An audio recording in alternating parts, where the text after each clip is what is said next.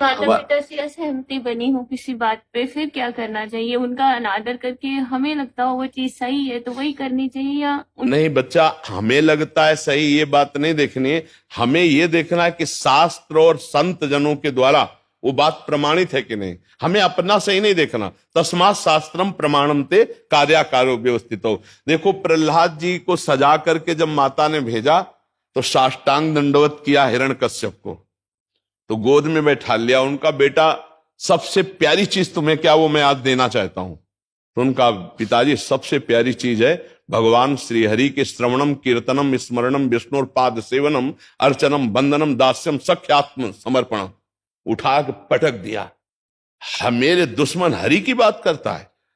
फिर पिताश्री नहीं कहा, प्रहलाद जी ने कहा, दैत्यराज, ये मेरी जो बुद्धि हरि में लगी है वो किसी के सिखाने पढ़ाने से नहीं, ये गुरुदेव देवर्षि नारद जी के चरण रज के प्रताप से लगी है। और तेरे विरोध करने पर अब कुछ नहीं होने वाला। भाले चलवाए, हाथी क्या क्या करवाया, बाल बाका हुआ क्या। आखिरकार भगवान ने फाड़ के फेंक दिया हिरण्यकश्यप। फिर भी देखो, प्रहलाद जी ने ऐसे हाथ जोड़कर कहा, प्रभु मेरे मन में एक बात आ रही है। तो उनका बोलो।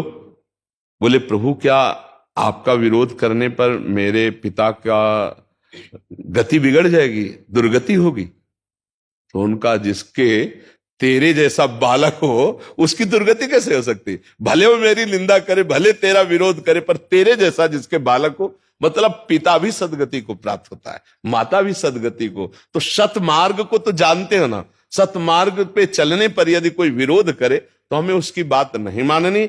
असत मार्ग में चलने पर यदि हमें सपोर्ट करे तो हमें उसकी बात नहीं माननी। जैसे की बात ले लीजिए कि अगर हम जैसे घर में कोई व्रत त्योहार है, कुछ दान देते हैं, इस पर हम नहीं बोलेंगे, इस पर नहीं बोलेंगे। तुम्हारा अधिकार नहीं देने का।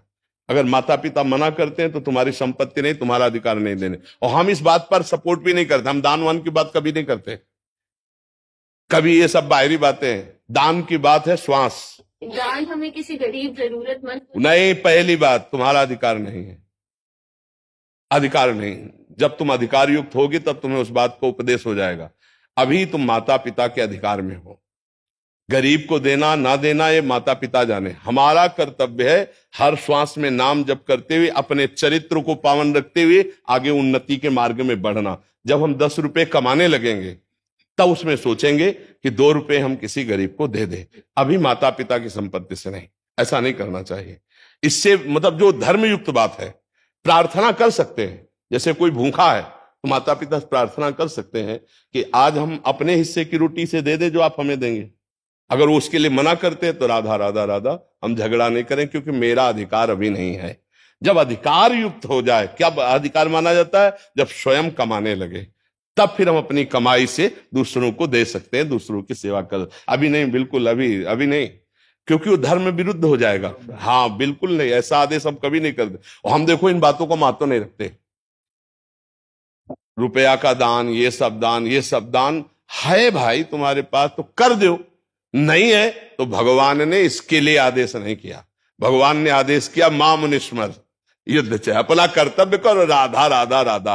अब हमें दिखाई दे रहा सामने वाला भूखा है, तो 4 रोटी हमारे पास है, बन जाएगा तो 2 उसको खवा देंगे, 2 हम पालेंगे। और ज्यादा भूखा है तो आज हम भूखे रह जाएंगे, उसको दे देंगे। हम इस बात को सपोर्ट करते हैं कि आपके पास 100 रुपया है, सब्जी लेने जा रहे हो, कोई आपको बीमार दुखी दिखाई दे रहा है, तो आज हम नमक रोटी खा लेंगे, 100 रुपया को उसको औषधि करा देते हैं। हम इसका महत्व देते हैं। हम और सब बातें वो जब आप कमाने लायक हो। जैसे शास्त्रों में लिखे कि कोई चीज नहीं, आप इस समय हो क्या? आप टीचर हो, आपको डॉक्टर हो, आप पैसा कमा रहे हो। हाँ जी, पैसा कमा। तो अपने पैसे पर अधिकार को बोलो, माता पिता की बात नहीं। अगर आप पैसे कमा रही है तो कुछ हिस्सा आपको आता है तो आप दे सकते हो, उसमें माता पिता का विरोध होना ही नहीं चाहिए। अगर वो विरोध भी करते हैं तो मत मानिए, क्योंकि आप कमा रहे हैं ना।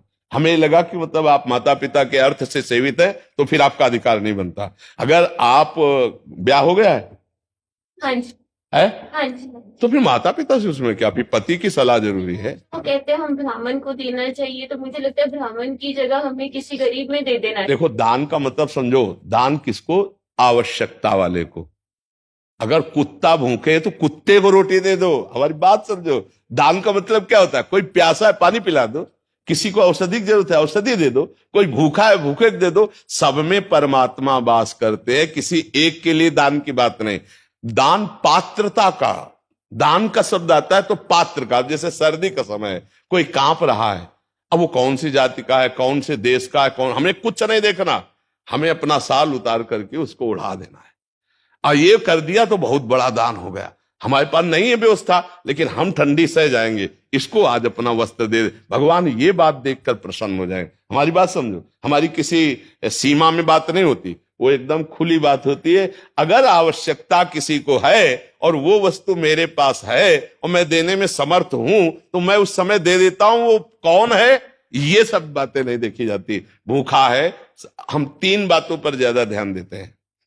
कोई भूखा प्यासा है, या कोई सर्दी का समय है, या कोई बीमार है, इस पर जरूर ध्यान देना चाहिए।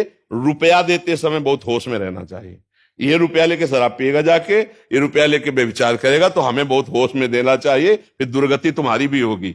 रुपया देने में होश में रहना चाहिए, और भोजन देने में किसी को भी, कुत्ते को भी दे सकते हैं, बीमार कोई है, पशु पक्षी, उसकी भी सेवा कर सकते हैं, ठंडी में कोई कांप रहा है उसको भी हम दे सकते हैं, बस ऐसा।